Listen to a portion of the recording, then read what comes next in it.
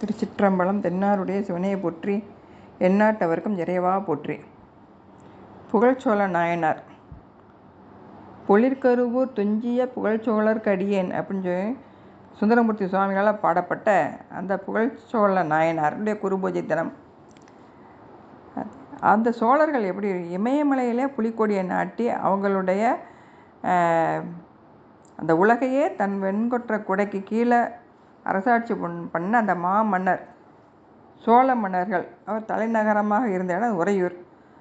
அங்கே ஆட்சி பண்ண அனபாய சோழன், அந்த மன்னனுக்கு மூதாதையராக இருந்தவர் தான் இந்த புகழ்ச்சோழ நாயனார்.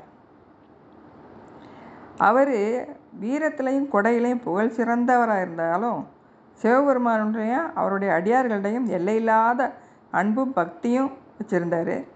சிவாலய திருப்பணிக்கு பல செஞ்சு வர்றார். அவருடைய ஆட்சி காலத்தில் மேற்கு திசையில் இருந்து வர அரசர்களும் மற்ற கொங்கு நாட்டு அரசர்களும் வந்து கப்பங்கட்ட வருவாங்களாம். அவங்க வர்றதுக்காக தன்னுடைய தலைநகரையே கருவூருக்கு மாற்றிக்கிட்டார். அப்படி அந்த கருவூரில் தலைநகராக இருந்து ஆட்சி பண்ணும்போது அங்கே இருக்கிற ஆணிலேயப்பர் பசுபதீஸ்வரரை போய் தினமும் வழிபாடு பண்ணுறத வழக்கமாக வச்சுருக்காரு. அவருடைய பக்தியை உலக அறிய செய்யணும்னு இறைவன் நினைக்கிறார். அப்போ என்ன செய்கிறாரு, அந்த கப்பங்கட்டை வர்ற அரசர்கள் கொண்டு வந்து கொடுக்கக்கூடிய யானை, குதிரைகள், பொற்குவியல்கள், ரத்தின குவியல் இவை எல்லாத்தையும் அவர் வாங்கிக்கிட்டு அந்த அரசர்களுக்கு அவங்கவுங்களுக்கு தக்க மாதிரி ஒரு அரசு உரிமை தொழிலை கொடுத்துரும். அதாவது நம்ம இப்போ ரிட்டர்ன் கிஃப்ட் கொடுக்குறோம்ல, அது மாதிரி அவங்களுக்கு கொடுப்பாராம். இப்படி எண்ணற்ற மன்னர்கள் கப்பங்கட்டி வரும்போது ஒருத்தன் மட்டும் அவருக்கு கப்பம் கட்ட மாட்டேங்கிறான். அவன் வந்து அதிகன் அப்படிங்கிற ஒரு அரசன். அப்போ அமைச்சர்கள்ட்டெல்லாம் சொல்லி அந்த அதிகனை போய் அவனோட சண்டை போட்டு வர சொல்கிறாரு, போர் பழ சொல்கிறாரு. அப்படி போன இடத்துல அந்த அதிகனை வெற்றி பெற்று அங்கே அவன்கிட்ட அந்த நாட்டில் அந்த இதெல்லாம் அங்கே இருக்கிற செல்வங்கள்லாம் எல்லாம் கொண்டு வருவாங்க இல்லையா, அந்த போரில் வெற்றி பெற்ற அந்த குதிரை, யானை, இந்த பெண்கள், மாண்ட வீரர்களுடைய தலைகள் இதை எல்லாத்தையுமே கொண்டு வராங்களாம்.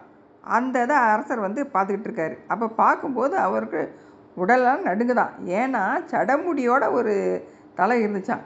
அப்போ சடமுடியோடு இருக்கிறது வந்து ஒரு அடியார், அந்த அடியாரை கொண்டுட்டாங்களே அப்படின்னு சொல்லி, நான் என்ன ஒரு ராஜா, இப்படி ஒரு அடியாரை கொலை பண்ண அந்த பாவம் நம்ம வந்து சேர்ந்துருமே அப்படின்னு நினச்சி அவருடைய தலையை ஒரு தங்க தாம்பாளத்தில் ஏந்திக்கிட்டு அந்த திருமுடி சடை தாங்கி அந்த தலையை தன்னுடைய ஆட்சியில் சைவ நெறிக்கு பாதுகாப்பு இல்லாமல் போயிருச்சே அப்படின்னு வருந்தி அந்த திருமுடியை அந்த தொண்டரோட முடியோடு இருக்க அந்த தலையை ஒரு தங்க தாம்பாளத்தில் எடுத்துக்கிட்டு டீ குளிக்கிறதுக்கு போகிறார்.